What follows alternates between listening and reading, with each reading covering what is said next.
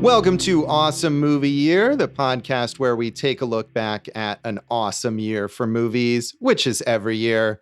My name is Josh Bell, film critic and writer, and I am here with my co-host. I'm Jason Harris, comedian, filmmaker, queen of suburbia.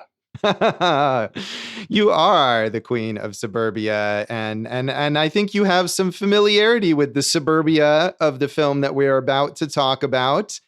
In this season, we've been talking about the films of 1996, and in this episode, we're talking about the Sundance Film Festival Grand Jury Prize winner, Welcome to the Dollhouse, which is in fact set in the suburbs of New Jersey, where Jason Harris is from.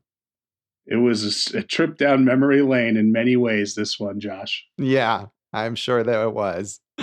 I did not grow up in the suburbs of New Jersey, but I did live in suburbs of various other places. So I feel like I have some familiarity with ugly couches and things like that. So Welcome to the Dollhouse was sort of an indie sensation. Along with its win at Sundance, it grossed $5 million at the box office on its budget of $800,000. So solid results for a small scale film like this, which is certainly not something that is going to reach the mainstream. It before Sundance, it premiered at the Toronto International Film Festival in 1995 in September, and then played at Sundance in 1996, where it won that Grand Jury Prize, and then was released in theaters later in 1996.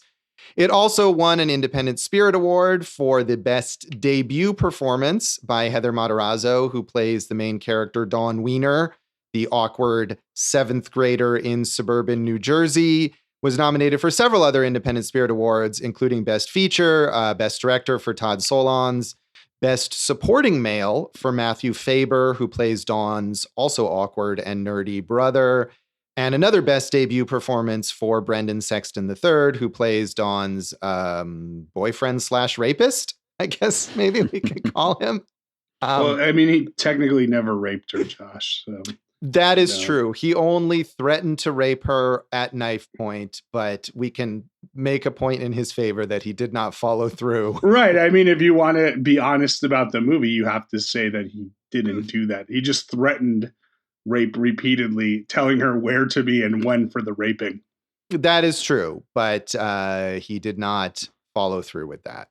Definitely, that's a tough performance to give. So props to Brendan Sexton. And then budding romance started between those two after horrible treatment and threats of sexual violence. So if you haven't seen this movie, you're in for a wild ride today.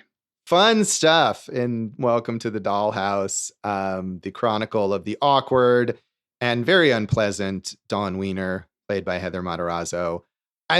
This movie was very awkward and sort of hard to watch, I would say, but it was very well reviewed. Siskel and Ebert gave it 2 thumbs up, and both of them had it on their top 10 list for 1996.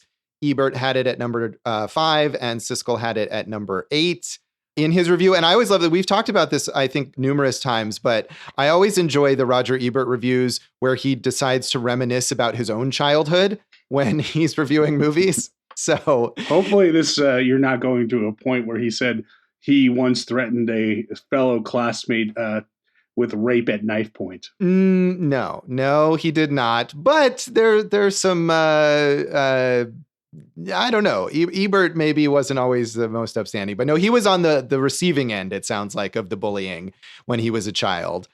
He said, "Welcome to the Dollhouse remembers with brutal and unforgiving accuracy the hell of junior high school.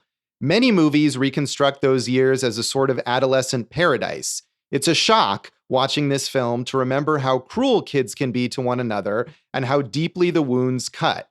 I can recall today with perfect accuracy the names and faces of 11-year-olds who made my life miserable. If I met them today, so many years later, would I forgive and forget? Not a chance. I still hate them. Was I also cruel? Did I have my own victims? Strange, but I can't remember."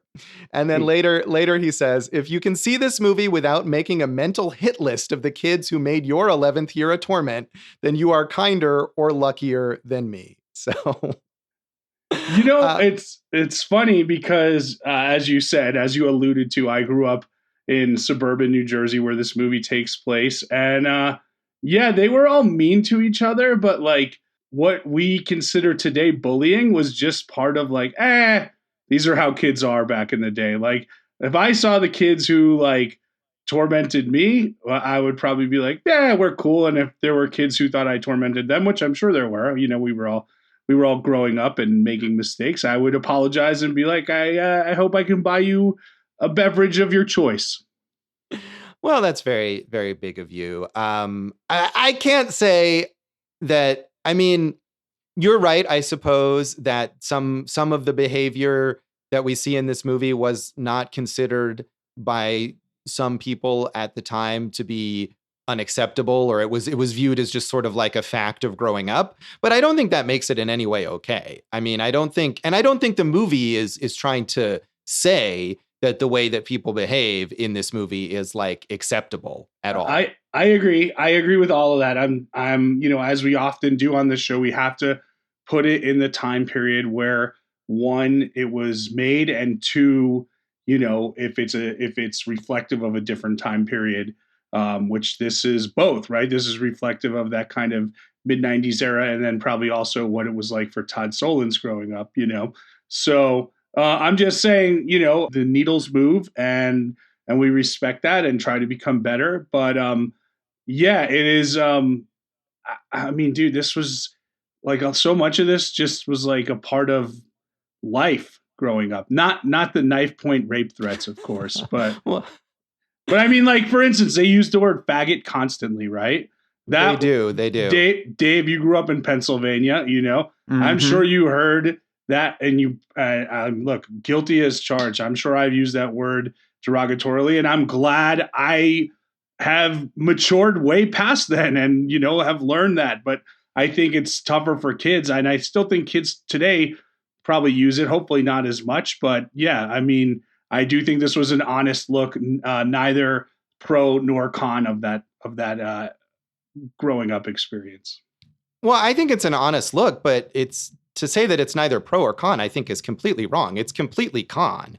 I don't think there's any pro about this movie at all. So I just disagree. I think this is what it was, So I think. But I mean, I don't think the movie is like endorsing any of the behavior of really any of the characters at all.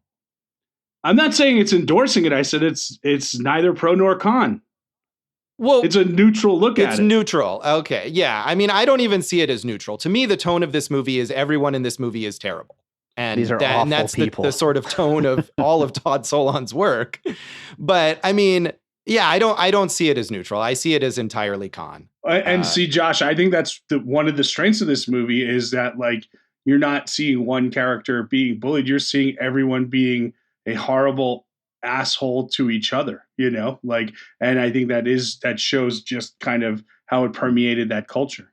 Yeah, I agree, but I don't think that you can label that as neutral then. I think that is depicting how toxic and terrible that culture is. At least that's the aim. Well, I grew up in it, so maybe I have a little rose-colored shades I got punched in by a bully or two. But yeah, I mean, I didn't grow up in New Jersey, but I went to middle school. I went to junior high. I had experiences and I was bullied, and I don't have any rosy memories of any of that. I'm more on Ebert's side, where if I saw someone who tormented me, all like many, many years ago, would I forgive and forget? I would not, I don't think. And I certainly don't, even if I could look at someone today as an adult who approached it the way you were describing and apologized and, understood that they did things that were not acceptable. Even if I could then accept that from that person, I don't think I would look back on what actually happened with a rosy colored reflection at all. Yeah, I hear that. And maybe I'm not. Look, there are 2 points. Maybe I'm saying this a little too wistfully as opposed to neutral because I really enjoyed the movie, Yeah. And a lot of it did ring true to what I grew up around, Yeah. But also, Josh, we want you to let go. That's the other point of this podcast. Let go of the baggage of the bullying that you suffered back in the day, which, hey, we're making light of it. You went through some bullying, but nothing compared to what other people go to. No, absolutely. And I know nothing compared to what Dawn Wiener goes through. I don't want to make it sound like I was, a victim of some horrible crime or something like that. So Lisa Schwartzbaum in Entertainment Weekly also had her own memories of seventh grade.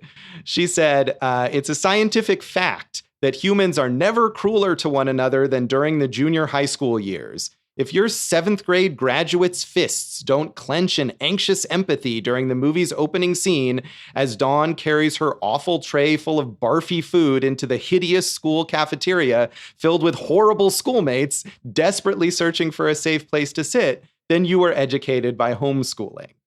And then, from a more critical standpoint later, she says, Todd Solondz also creates keen portraits of the participating characters in Dawn's daily drama. The only downside is the drama veers unsteadily toward outlandishness. In particular, the affectless violence of Brandon the bully, stripped away, reveals just another scared kid trying to survive his own miserable home life. Dawn's brother, talentlessly honking away on his clarinet, opens a window into the special misery of teenage boys. And did I mention that Dollhouse is smartly comic? I have a feeling that Dawn Wiener and Heather Matarazzo will one day soon bloom into talented and beautiful young women. And that particular observation that this is a movie that, you sort of root for Dawn to grow up and move past this and become a better person and show up her bullies or whatever. That idea came through in a number of reviews that I read, and I don't get that at all in the movie. I mean, to me, one of the things that struck me most about watching the movie again this time is that Dawn is also a terrible person. Yeah, that's fair, man. Because basically what the bullies do to her at school, she does to her younger sister. So that's one issue. And then, of course, as the movie goes on, she doesn't tell Missy to get a ride home, and we know where that leads to her younger sister's kidnapping and everything. Right. And then I think also, I mean, I guess this is sort of a spoiler. I don't know. Not that there's a big plot revelation at the end, but I don't think the movie leads us to a point where we are optimistic for Dawn as a person. I don't think it gets to an ending where we think she's learned anything or that she'll grow or change or that she'll, transcend what happened to her. So I don't get that at all. But again, that was something that she's not the only critic, Lisa Schwartzbaum, who said that. Yeah, well, spoiler alert, if you follow Todd Solondz' career, things don't end up too well for Dawn Wiener in future films that he revisits her with. Right. They do and they don't, which is an interesting, weird thing that he did. But we'll talk about that later. Another thing is, I think it is right. Like, I mean, I'm saying like right now, like, hey man, I'd like to see the kids I went to seventh grade with, but seventh grade, eighth grade, miserable years. So I guess maybe it was fun just seeing someone else go through the misery, not just myself. Yeah, I definitely had an especially bad year in seventh grade, and I still remember John Fina, seventh grade. I would not forgive that dude. Anyway, David Anson in Newsweek said, Todd Solondz purges all sentimentality from his tale. No swain awaits to turn this duckling into a swan. Dawn's torment does not serve to ennoble her. Preyed upon by the stronger and more popular, she apes their cruelty by casting her own epithets, retard, faggot, upon those even lower on the pecking order.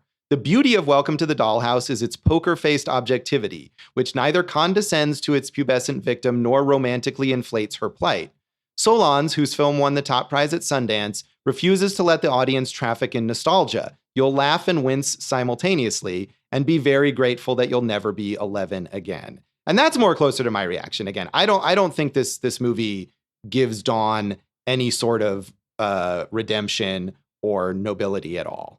But see, I heard that and I thought that's what I've been trying to say for the last few minutes, because he said it neither, paints it with this pretty brush nor hammers it, as this awful, extra awful experience. It's just what it was.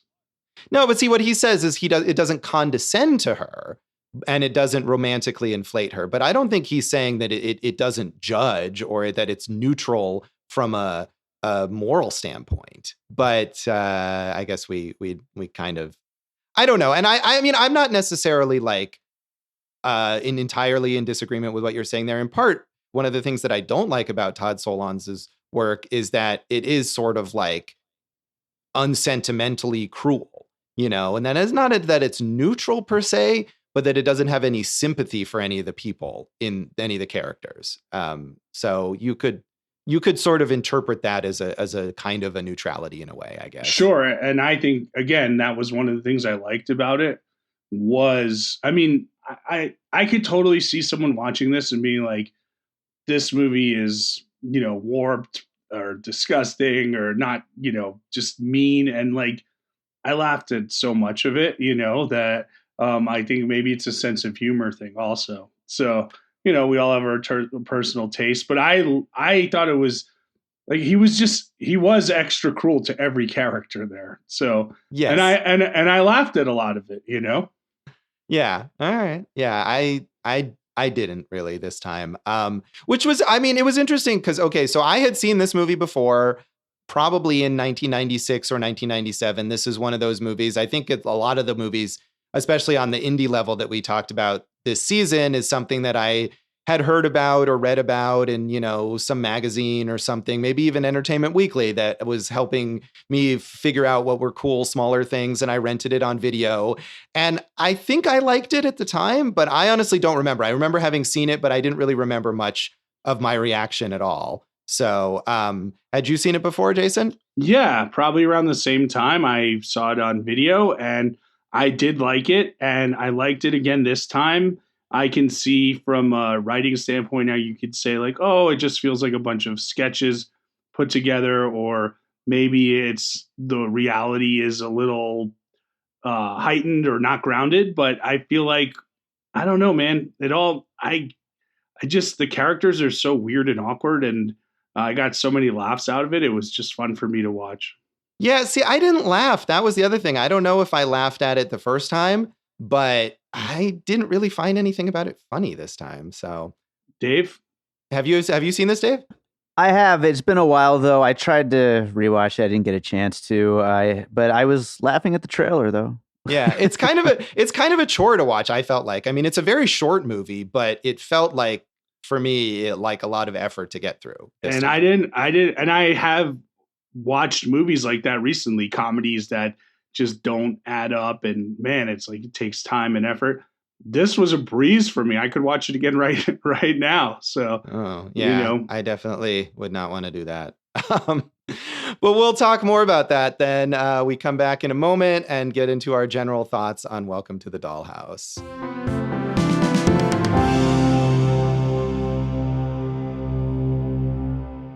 Welcome back to Awesome Movie Year. In this episode of our season on the films of 1996, we've been talking about the Sundance Grand Jury Prize winner, Welcome to the Dollhouse from Todd Solondz. And as we were previously discussing, Jason, pro-bullying. That's really, I think, the lesson of that early segment.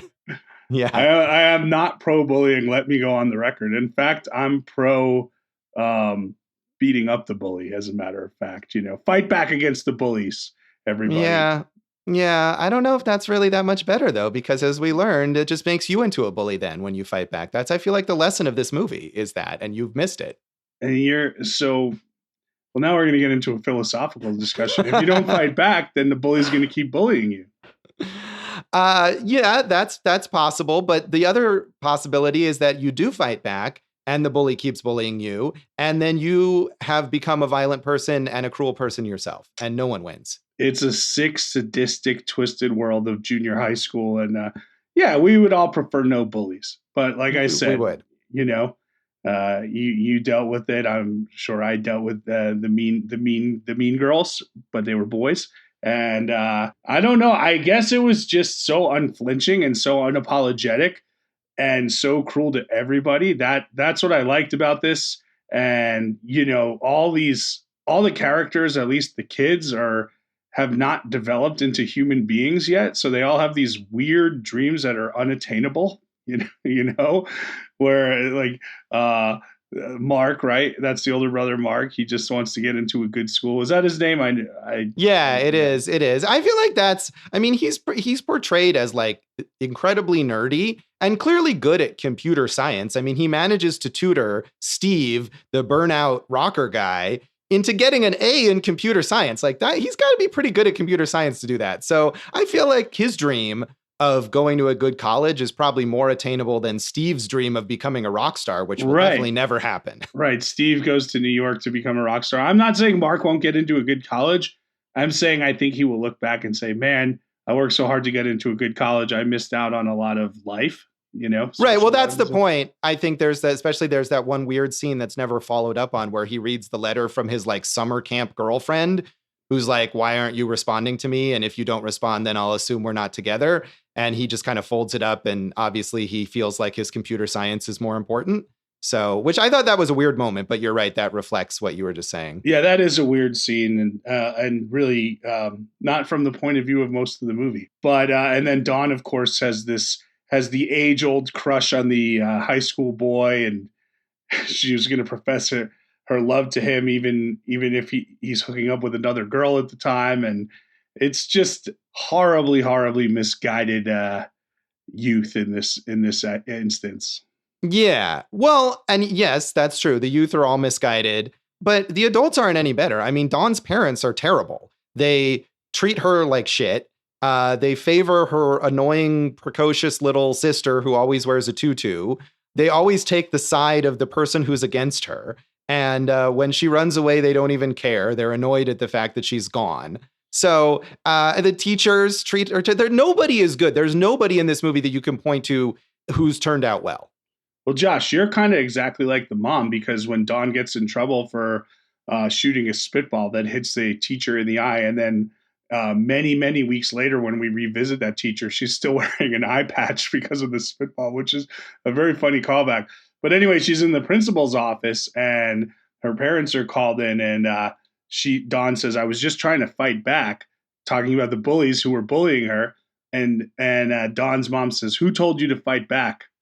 So you're just like Dawn's mom, Josh. That's my point here. That is one moment where, yes, I suppose I would agree. But even it's just the way that she says it, even. It's not that she's sympathetic to what happened to Dawn and understands her desire to fight back, even though she disapproves of doing it. She's dismissive of Dawn's entire existence. You're right. She's clearly the least favorite of the three children. Mark and Missy have definitely become the apples, especially Missy, of mom's eye. And then dad's just trying to not make waves and go along and get his chocolate cake for dessert. And we see that even when mom at the dinner table says stuff like, you're not leaving this table till you tell your sister you love her. And dad's like, just don't make this difficult, things like that. So yeah, I mean, every again, the recurring theme, everyone's horrible to everyone, although Mark's not really horrible to anyone, I don't think. I mean, I suppose he's less horrible to Dawn. He's just kind of dismissive of her. Although they do have that one moment where she asks him, do things get better in high school or whatever? And he gives her a sort of sympathetic answer. Yeah, that's a great scene, I think, Yeah. I mean, that whole thing is, she says, is 8th grade better than 7th grade? And he goes, no, pretty much all of middle school sucks. High school gets better because people will still make fun of you, but they won't say it to your face as much, But I thought that was a really good scene and one of the more memorable ones of the film. Yeah, it's a memorable scene because it's one of the only moments where people show any amount of like human compassion, which is something that's completely absent from the movie otherwise.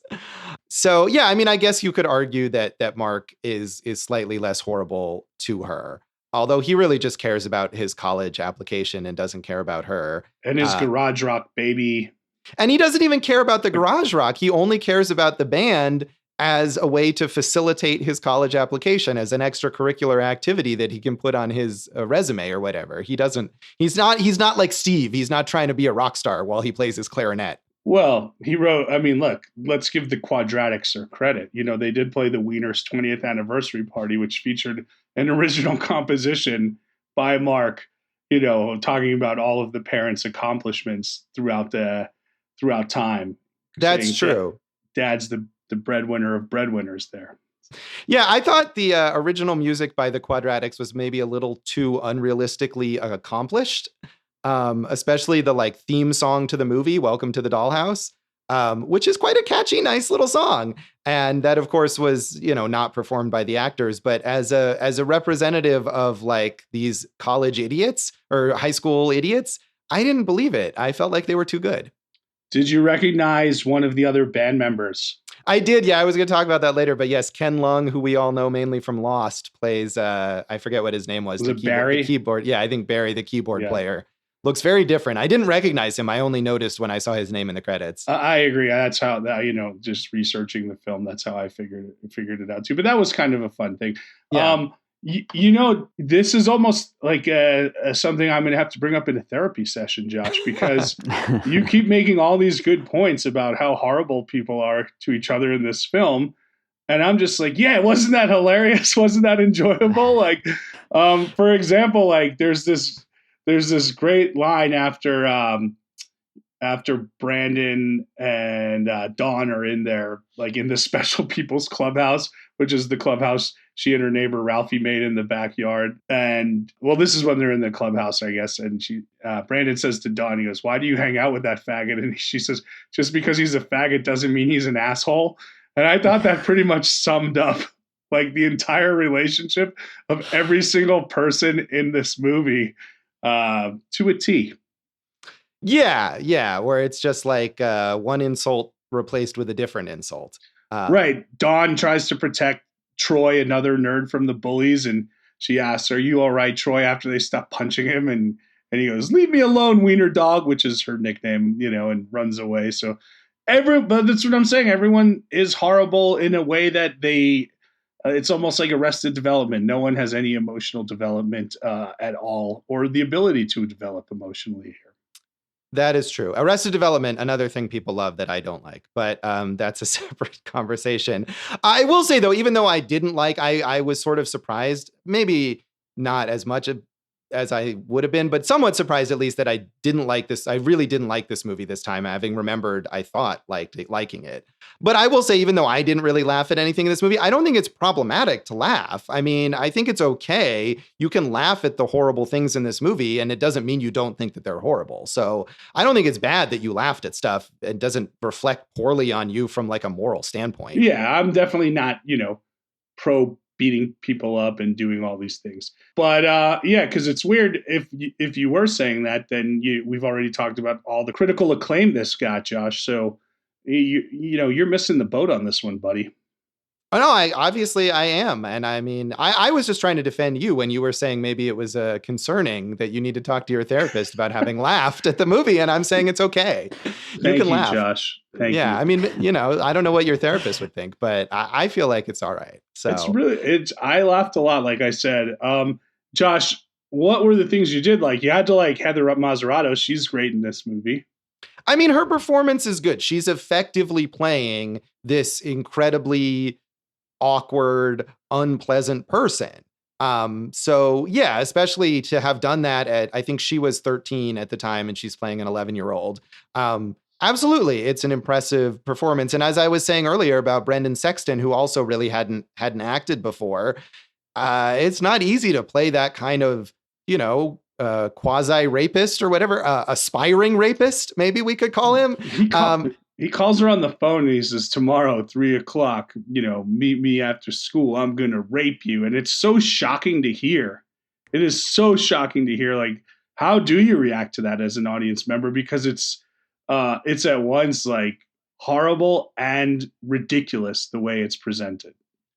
Yeah, it is. And it's tough to, there's a lot of it's tough to maintain a balance there. And especially because that Brandon character, you later learn about his terrible home life and you want to have some kind of, maybe not sympathy, but at least understanding for him and why he does what he does. And so as an actor, I think it's difficult to play all of those elements of it. And I think he does. And to do that when you're a child, I think he does as well as could be expected. So yeah, those performances are fine. I mean, I think my issue with this and with other Todd Solondz movies are that whether the performers, the actors are good or not, the performances are in service of just this vision that's just so unpleasant and audience alienating and provocative, but in this sort of hollow way, I think. I mean, to me, we're talking about the reality of this and you know how it reflects your experiences in New Jersey, and obviously these critics talking about their own experiences, and I had some kinds of experiences like this too. But to me, the movie is so, as one of those reviews alluded to, it's just so over the top in its depiction of this that maybe at first you're like, oh wow, this is painfully real. But I felt like as the movie went on, it was just painful and it wasn't real anymore. It was like a cartoon of it. Right. And I think a lot of people have, and like you mentioned, did disagree with that because it wouldn't have received all that acclaim if people felt that way. Right. I'm not saying that I think that this was not I feel like it's a common perspective for a lot of his later films, but not so much at the time that this movie came out. And even now, I was also looking at Letterboxd where, you know, there's a lot of people who are just commenting on having seen it recently. And most of the response there is still very positive. So I think you're right. You know, the positive perspective is more common. But to me, I felt like this was a maybe less unpleasant version than some later Todd Solondz movies. But I had a similar response to what I felt when I've seen some of his other movies, that it's just like, it's an effective depiction of a bunch of terrible stuff that I don't want to watch. That's fair. And I would say, you know, hey, he's an independent voice, and I'm glad that he's around to present those concepts in the way that he is presenting them. But I have two questions for you, Josh. One, why does Heather, when Brandon says, meet me at X place so I can rape you, why does she keep going to those places? I mean, to me, I think it's a combination of her desire to sort of fit in and get along and do what people say, even though he's he's a bully, but she so badly wants to be accepted that even if being accepted means getting raped, that she'll do it. And I think partly, and this is maybe a more problematic perspective, that Todd Solondz is maybe implying that she wants to get raped. Not that she wants to get raped, maybe, but that she wants to have sex with Brandon. And that she's equating his threat of rape with, hey, I'm going to get to lose my virginity, and that's something that I want. And the way that his attitude toward her is portrayed later, that he is actually kind of, you know, tender towards her, it could theoretically support that. But I think really the main thing is just about the idea of wanting to fit in so badly that you'll willingly show up to get raped if that's what it takes. I kind of agree with you on the second point more than the first point. I thought that that's what it was that there was some weird attraction, and, you know, I'm not sure how seriously she was taking the threat of being raped, but I think she was, like you said, intrigued at the thought of losing her virginity, even if it meant she had to go along with this horrible plan of his, you know? I mean, I think there is some genuine fear there, especially the first time when she ends up being able to run away because the janitor comes out the door and he's got a knife to her throat. Like, how can you not be afraid if someone has a knife to your throat? Yeah, I don't know. I mean, I guess it's just weird that she would go back afterwards then. Right. I mean, but I'm just saying that the idea that she's not afraid, I think, is wrong, that she is afraid, and she goes despite being afraid, either, again, because fitting in is more important than her fear, or because, like you're saying, she wants that sexual experience. And, you know, that's more important than the fear. Right. But I think the fear is there. Well, I don't think it is the second time, because not only does she meet him, she lets him lead her to like an abandoned area of town where there's just like a mattress and an old rundown house. And it's like, you would not go with someone just following along at that point in time if you were scared, I don't think. No, I mean, I think that you would. And I think that's part of the point of the movie, is that this desire to fit in at that age, but maybe at any age, is so strong that it overrides even like a survival instinct. Yeah. So this is one of the things I like about the movie, is it does make you ask those uncomfortable questions. You know, these are really uncomfortable things to deal with. Yeah. Even as a viewer. Yeah. I mean, I think its desire to create discomfort overrides its effectiveness as a narrative and as a depiction of character and as a piece of art, but it definitely does make you uncomfortable. That is true. My second question to you is, the last time we see Brandon, he's running away from home. What happens to Brandon? Well, I mean, we see him in a later Todd Solondz movie, if you want to look at it that way. But I mean, just from the perspective of this movie, I think nothing good happens to any of these people. And this is like what I was saying about Dawn, is that the way the movie ends, I mean, maybe she doesn't end up on the streets or something, but there's no redemption for her. My guess is Brandon becomes a homeless drug addict, would be my guess. I would say this, the one character who has good things happen to her is Missy, the younger sister, who even after being kidnapped by like the local pedophile, the Mark says like, oh, she probably had so much fun because she was getting McDonald's and he never actually touched her or something like that, you know? So she comes out shining even in the worst of situations. Yeah. But okay, that really minimizes the horrifying nature of kidnapping and pedophilia. Sure, but that's what this movie does on all of those things that we're talking about. No, but I think it doesn't minimize those other things necessarily. I mean, it wants you to wallow in the horror of what Dawn experiences, and yet it completely writes off what Missy experiences because she's annoying. And I don't think, but even that aside, I don't think the movie is showing you good things to come for Missy. I mean, Missy's going to grow up to be an entitled bitch, right? I mean, she already is. That's the point. Maybe she'll grow up to be a famous ballet dancer, Josh. But I want to disagree with you on one thing, though. I don't think you're wallowing in those situations with Dawn that are, like we said, horrible and uncomfortable. I think for whatever reason, there's so much humor behind them that it's almost like, I don't want to say tongue in cheek, but it's meant to be funny, and it is funny to a lot of people, obviously. So I don't think there's wallowing. I think you wallowed. I mean, I agree it's meant to be funny, and a lot of people find it funny. I thought it was wallowing, and I didn't really find it funny. But yeah, that's not the perspective that it seems like a lot of people have about this movie. Yeah, this is a really unique conversation for us, because it's not as simple as Forrest Gump, where it's like, hey, you hated it because you thought it was too sentimental and weepy, and I, liked it because I liked it. But this is like, I liked it because I see a very humorous film here, and you're saying, no, none of that existed, and these are all very horrible situations that shouldn't be made light of. But I think you can joke about anything. You're saying, and I know you agree, you're just saying this is not an effective joke. Right, exactly. Yeah. I mean, I definitely am not saying that you can't joke about these things, or that there are certain things that are unavailable for joking. I don't think that this is effective, but I do think it's meant to be funny. I'm not disagreeing about that point. I think that Todd Solondz intends for it to be funny. A lot of people find it funny.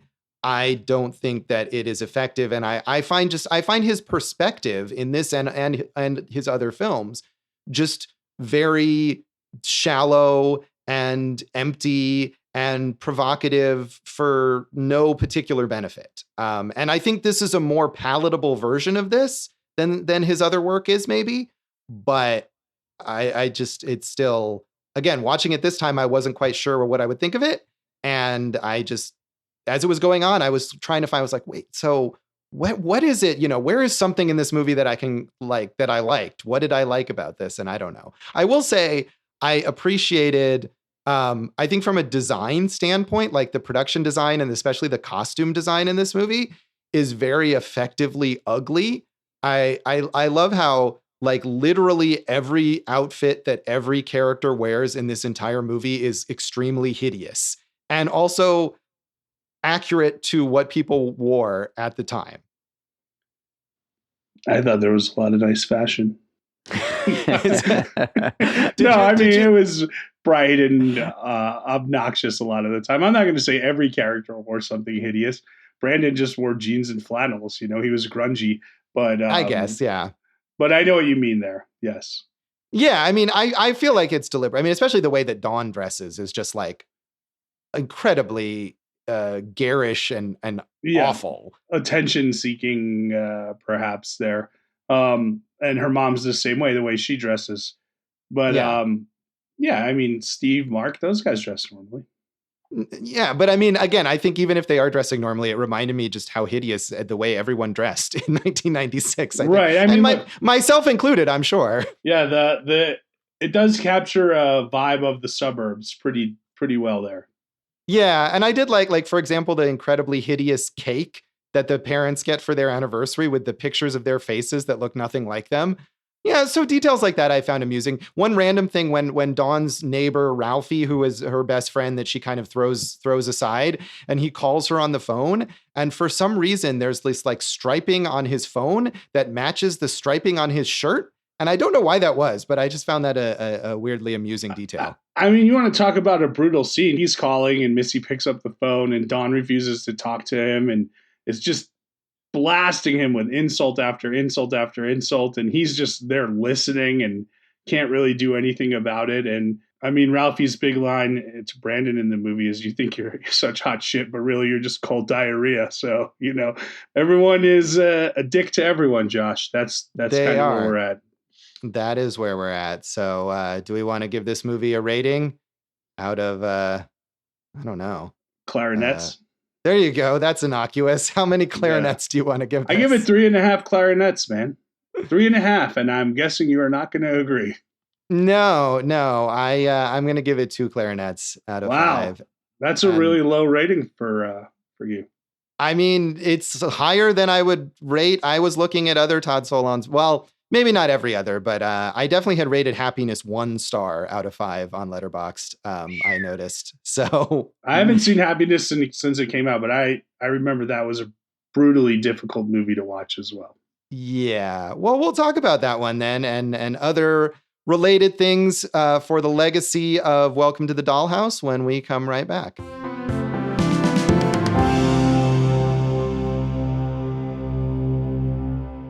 Welcome back to Awesome Movie Year. In this episode of our season on the films of 1996, we've been talking about the Sundance Film Festival Grand Jury Prize winner, Welcome to the Dollhouse from filmmaker Todd Solondz, which Jason liked a lot and I did not so much like. But as we were saying, critics at the time liked it a lot. It was a fairly big hit for an indie movie. It was nominated for some awards. And it seemed like this was going to catapult Todd Solondz into a bigger career along the lines of all of these indie filmmakers who came out of the 90s. I mean, we talked about in recent episodes, we talked about, Doug Liman and Jon Favreau. We talked about Wes Anderson. In our 94 season, we talked about people like Quentin Tarantino and Kevin Smith. And I feel like this movie was positioning Todd Solondz to be someone like that. And then he decided he was going to do everything that he possibly could to ruin that with the later movies that he made.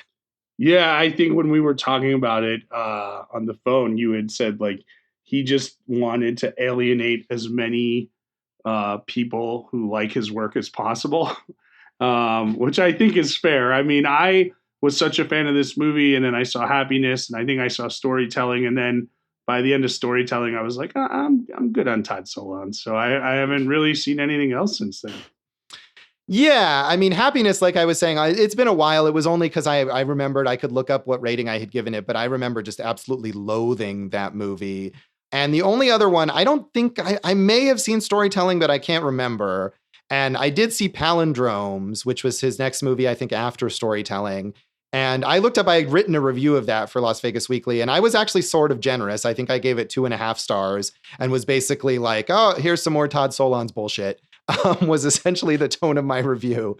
But I do think that those movies, I mean, if you watch Welcome to the Dollhouse, and there's things like the threat of rape and the kidnapping by a pedophile and these really horrible things, but there's some level of balance to that where people could identify with stuff. Obviously, a lot of people identified with Dawn and the stuff that she goes through, and there was the humor that people found in it. And I think in his later movies, he just doubled down on those horrible things and kind of got away from the relatability of characters and from the humor. And it was just like, here's pedophilia, here's rape, here's all of these like horrible behaviors like that he's shoving in your face. Like his movies, or like, with your dog, you shove its face in the pile of shit that it made. And that's kind of what his movies feel like. Well, yeah, I'm glad you said that, because it kind of reverberates what I think is the theme of this episode, is that anything can be humorous. It's just a matter of if you have the ability to make it humorous. So while, of course, we are not advocating any of these behaviors, we are advocating your ability to use your art to craft something about it, which I think he did really well in this film. And you think he did not do well at all. But going forward, I got to that point also where I was like, this is just too brutal to watch right now. Yeah. And I think even though I don't think it necessarily works in this one, I think it comes closest here, that you can see how it would work here. And I can see how people appreciate this movie. And in the later movies, it's just completely gone. But I mean, he continues making movies on a semi-regular basis. You know, he obviously has some level of following, and he manages to get some financing and some pretty decently known actors who are willing to show up in his movies even later on. You know, the last movie he made was in 2016, but I'm sure he'll get something else going. And we can mention, as briefly alluded to, the characters from this movie, from Welcome to the Dollhouse, show up in sort of weird other forms, I guess you could say, in some later Todd Solondz movies with contradictory things happening to them. So Dawn, the movie Palindromes, it opens with Dawn's funeral. So you don't see her on screen, but she's died. I think she's killed herself at age 20. Yeah, she got pregnant in college and then killed herself. And got really fat. So he makes her get fat, get accidentally pregnant, and then commit suicide. So that's kind of the kickoff for that movie. And I think the main character of that movie is meant to be like Dawn's cousin. But her family members, her father and mother and her brother Mark, who we were mentioning, show up in Palindromes. I assume it's been so long since I saw it, I don't remember, but I assume just like at the funeral, played by those same actors from Welcome to the Dollhouse. And then they show up again in the movie Life During Wartime, played by different actors, which has become one of Todd Solondz's things, is replacing the actors. I mean, Palindromes itself, the whole point of that movie is the main character is played by like 7 different actors or something like that. And the most recent Todd Solondz movie is called Wiener Dog from 2016. And in that movie, Dawn has not died. Dawn has grown up to be played by Greta Gerwig, which is quite an optimistic result for Dawn, I think. And is now working as, I think it's either a veterinarian or like a veterinarian's assistant. And Brandon also shows up, played by Kieran Culkin. And they seem to have like again, I haven't actually seen this, so this is my going on reading the plot summary, but it sounds like they actually have almost like a happy ending as a couple, which is a weird way for things to turn out. Alternate timelines, baby. Now we're getting into the science of the whole thing. And that's what this podcast is really about, Josh. The Mandela effect and what reality are we living in? Yeah. So I assume you haven't seen any of those later movies where the Wieners stopped at storytelling, but I would watch them. You know, I would watch them. And he does have one in development that sounds very Solondzy, but it sounds like it could be funny. It's about a kid who doesn't like that it's either his dad or his stepdad takes the mother's attention away from the kid. So he sets up an accident and it kills the father figure. And now he wants like the handyman to marry his mom. And that actually happens, but that also takes away attention. So now he's going to plot a accident to get rid of him as well. Yeah, this doesn't sound like anything I want to see. Although I will say that Wiener Dog, after a fairly long period where even critics had kind of given up on Todd Solondz, Wiener Dog got some good reviews. So maybe, I don't think I would bother, but maybe if you lost track of him for a while, that might be a worthwhile one to return to. I don't know. I don't know either, Josh. His stuff is not for me. Heather Matarazzo and Brendan Sexton both, as we said, basically made their debuts with this movie, and they've both had like kind of okay careers, I guess you would say. They're working character actors, but nothing, you know, neither of them became big stars or anything like that. I mean, the sad thing is the guy who played Mark just died. Like, oh, really? I hadn't seen that. That is sad. He was like 47. Dave, you want to look up his name real fast? Oh, I have it. Matthew Faber is his name. Yeah, who was a working actor, you know, and he just died in his home like in March. That is terrible and sounds like something that Todd Solondz would do in one of his movies. So, right.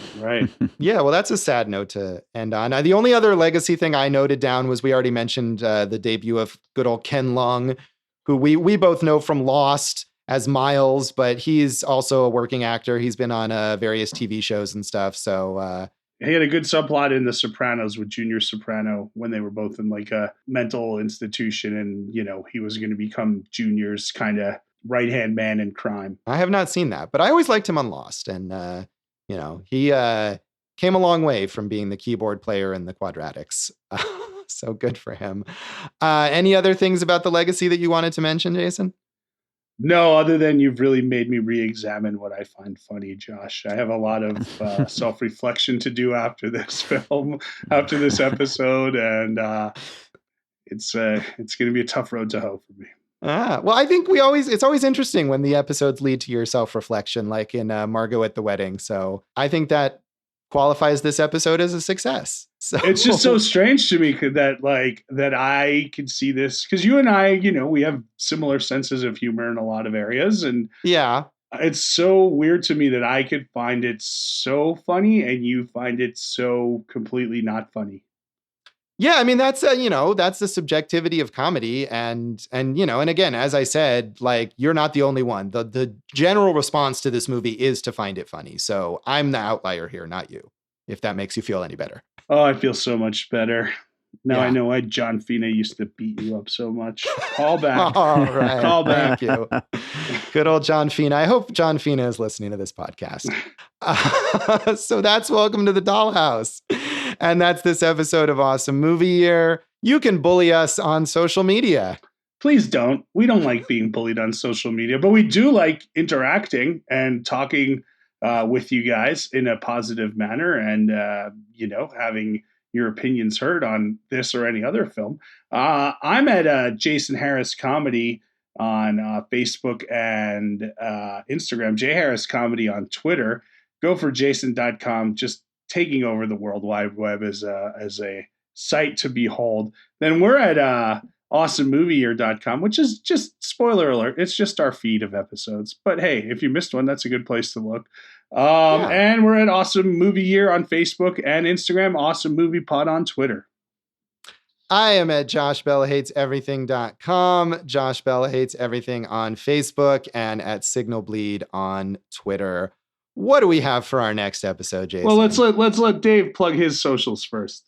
Oh, I totally missed that. I'm sorry, Dave. We've been bullied you into bullying me. Oh, Dave, yeah. We got to listen sad. to Dave's awesome podcast, Piecing It Together. You can find us wherever you listen to this great podcast. And of course, follow us over on social media at Piecing Pod. And by the way, Jason, the Awesome Movie Year website also has an About section. So I should probably look at that, since it probably references me and you guys as well. So. I hope that it does. Okay, so now, Jason, tell us what is on our next episode. It is the Best Picture winner of 1996. And not just that, one of the most award-winning films in Academy Award history, The English Patient. And a movie that I had not ever seen. So that'll be an interesting thing to talk about. Tune in next time for The English Patient. Thanks for listening to Awesome Movie Year. Thank you for listening to Awesome Movie Year. Make sure to follow Awesome Movie Year on Facebook, at Awesome Movie Pod on Twitter, and at Awesome Movie Year on Instagram. And if you like the show, review us and rate us with 5 stars on Apple Podcasts.